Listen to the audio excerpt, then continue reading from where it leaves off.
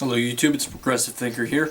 So if you read the headlines from CNN or any other, quote, moderate establishment news network such as the New York Times, the Wall Street Journal, MSNBC, or any other, mass media network that's controlled by one of the 6 conglomerates that control all of our mass media, excluding News Corporation because Fox News is too much of a joke to be taken seriously here, you would know that last Monday, January 25th, Democratic Town Hall in Des Moines, Hilary Clinton destroyed Bernie Sanders by coming out as the stronger candidate by articulating her policies much better than Sanders ever could.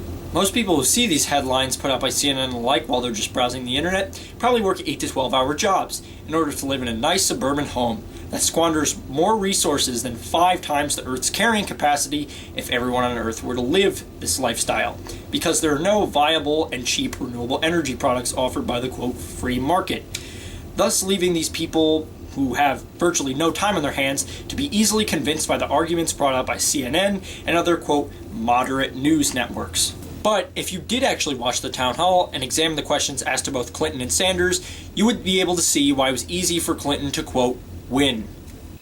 Chris Cuomo, brother of the also progressive Democrat Andrew Cuomo, who as governor of New York has done virtually nothing to regulate Wall Street, has placed heavy restrictions on the use of medical marijuana, and almost allowed the practice of fracking to be allowed in the state of New York, asked questions to Hilary Clinton such as how she felt about how many endorsements she's getting from leading Democrats, while him and others in the financial industry, oh yeah, this is going to be progressive, asked Sanders some more biting questions. Let's watch.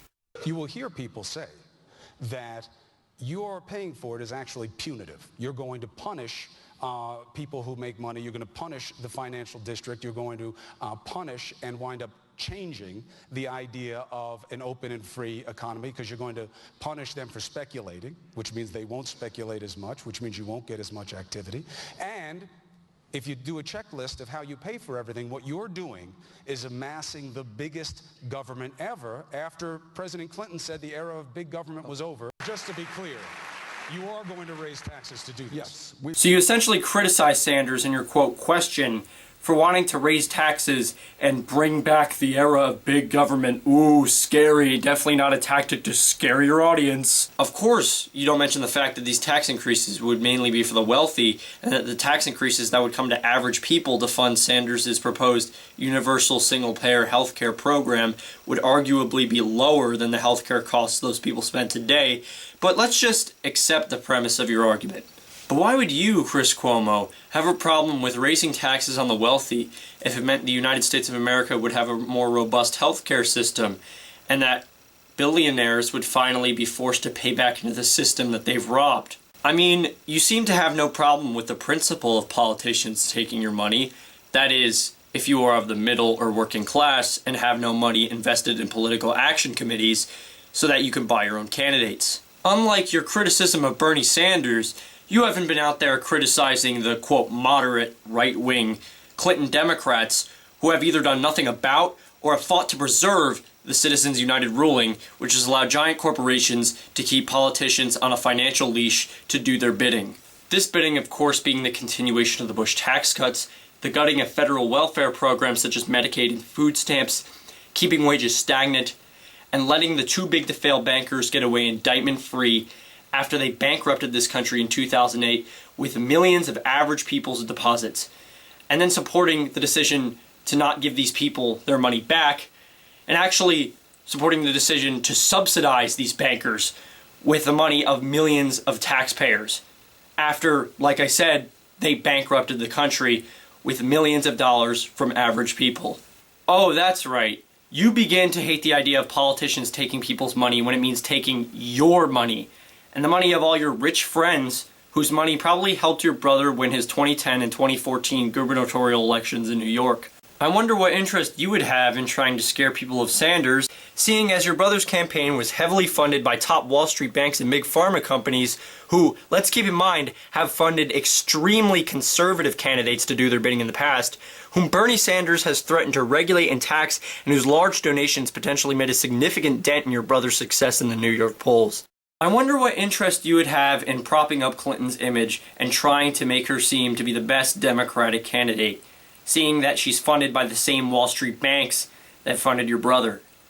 Oh yeah. Time Warner Corporation clearly knows that Clinton is going to work in their interests through cutting of taxes and deregulating banks, since Clinton has done this in the past, opposing Glass-Steagall and tax increases for the rich. So this is why Time Warner has decided to fund her campaign, thinking that their money can help her gain influence through advertisements. They probably know that she's going to on a personal level too, since they have given her money in speaker fees, meaning she has literally given speeches pandering to them for money. So I wonder what interest CNN would have in propping up Clinton as the Democratic candidate. Can't you see? Time Warner Corporation clearly has an interest in propping up Clinton as the Democratic candidate. Meanwhile, Time Warner makes CNN, the mass media organization it owns, pump out tons of BS about Sanders and Clinton, ignoring Sanders as much as they can and only attacking Sanders when they do talk about him, while at the same time propping up Clinton as the best candidate. One extreme example of this is when they took a poll after the October Democratic debate asking their viewers who won. After Bernie Sanders was clearly winning in them, and by a huge lead, CNN quickly took down the poll and posted a frontline article boasting of Clinton's win at the debate the morning after.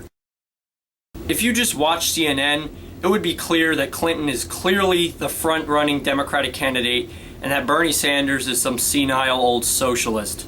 But it's not quite that simple. As Sanders is trailing Clinton in the Iowa polls and leading in the New Hampshire polls, and has almost reached a milestone of 3 million individual contributions, the bourgeoisie is frightened. They are frightened that the intensifying class war they have been waging on the middle and working class by forcing politicians to pander to them and do their bidding of helping the rich and burdening the poor by contributing loads of cash to their campaigns so that they can buy attention and thus win elections is about to be turned back on them. They are so deathly afraid of the prospect of Bernie Sanders winning and destroying their medium to influence politics and rig the system in their favor that they are doing anything they can to stop him. And fear is good. Fear means we're winning. It's a progressive thinker here, guys. Tune in for more videos, and thanks for watching.